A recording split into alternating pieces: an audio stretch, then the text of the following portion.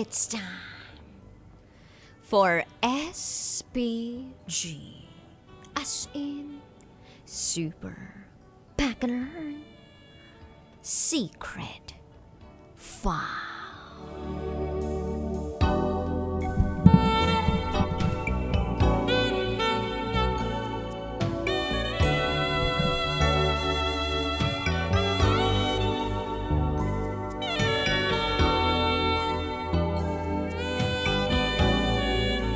Mahilig sa 7 inches.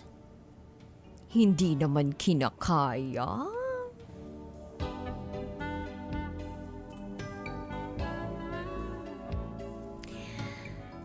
Hi, DJ Rocky. Silent listener mo ko since 2019.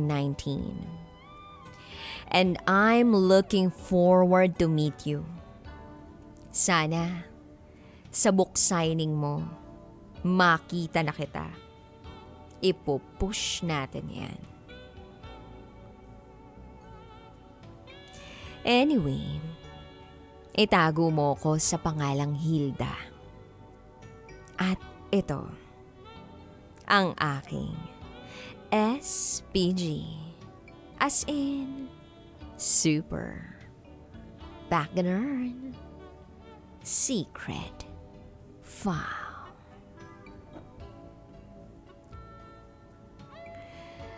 May boyfriend ako. Magsi 6 years na kami this month.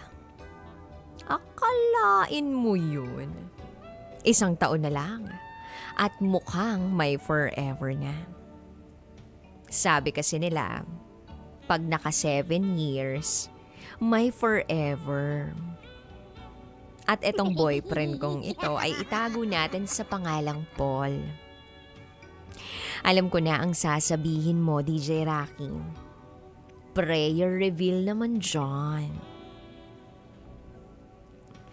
Well, bukod sa malakas ang dasal, pang malakas ang pangangatawan ng sekreto ng relasyon namin kaya kami nagtatagal.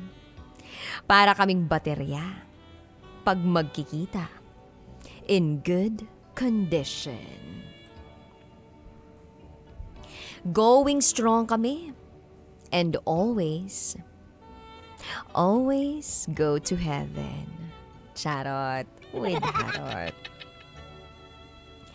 Sabi nila, pag matangkad at payat ay malaki ang karga. Hindi ko naman masukat yung santol ng jowa ko. Nakakahiya naman na magdala pa ako ng ruler para sukatin yun. So sa 6 na taon ng aming paghaharutan at paglalambingan, iyon din ang ginagawa namin. 69ers here, 69ers there, mukbang here, mukbang there. Mahilig kasi kami mag-food trip, DJ Rocky. At yun talaga ang bonding moments namin ni Paul. Mahilig kumain at magkainan na rin. Alam mo na yun. Fast forward, namasyal kami ni Paul. Nagmalling. Todo porma ako noon kasi minsan lang mangyari ang ganon. Ikot-ikot lang kami. Kahit ang totoo, medyo masakit na ang mga paa ko. Hindi lang ako makareklamo dahil ginusto ko namang pumorma nung araw na yon. Hanggang sa napagod na rin siya. Nabili na niya ang gusto niyang bilhin at nag-aya ng kumain. Pero hindi kami nag-dine in. Take out ang order ni Paul. So alam na this. Kumikinang ang mga mata ng jowa ko. Mapupunta na naman kami sa lugar na pahingahan. Pero uuwi kang pagod na pagod.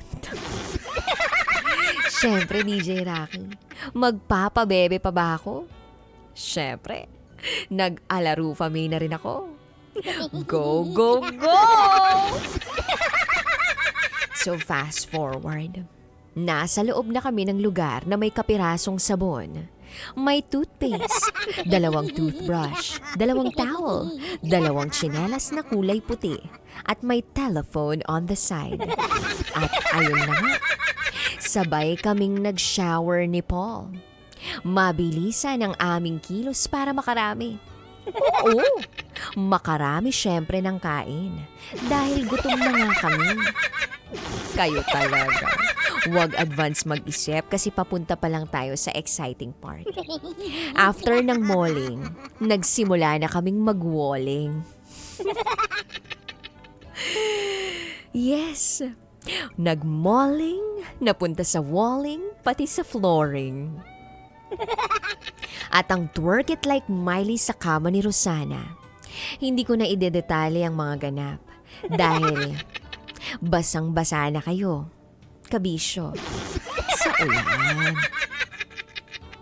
Pero sure ako na nakita namin pareho ang pintuan ng langit kaya hindi mawawala ang A, E, I, O, U. Habang ang mga mata namin ay nakatingin sa taas na parang nagdidelirio. Fast forward, nakabihis na kami ni Paul. Palabas pa lang kami ng pinto, iika-ika na akong maglakad. Sabi ni Paul, "Ba't ka kasi nag-heels ng 7 inches? Hindi mo naman pala kaya." Sagot ko, "Malay ko ba? Matagal tayong nag-ikot-ikot sa mall kanina. Akala ko naman sandali lang. At saka, ang tangkad mo kasi. Para naman pumantay sa'yo, di nag 7 inches ako." Tapos nagbiro na siya. Pantay naman tayo pag nakahiga. Loko ka. Sagot ko na lang kay Paul. Kaya next time, hindi na ako mag-heels para kahit san mo ko dalhin ay walang aray. Simula nun, DJ Rocky, hindi na ako nagpaka-semi-formal. Lesson na rin sa akin yun. Dapat kung saan ka komportable. Yun lang. Topless. Ganun. Joke lang. At sa mga kabisyo natin, hindi ang jowa ko ang 7 inches. Kala nyo ha? Lekat na heels ko lang talagang nagpaaray sa akin. Saka, nung first time ko, charm. So, hanggang dito na lang DJ Rocky ha. Muli, ako si Hilda. At ito, ang aking SPG. As in, super, Pacner, secret, file.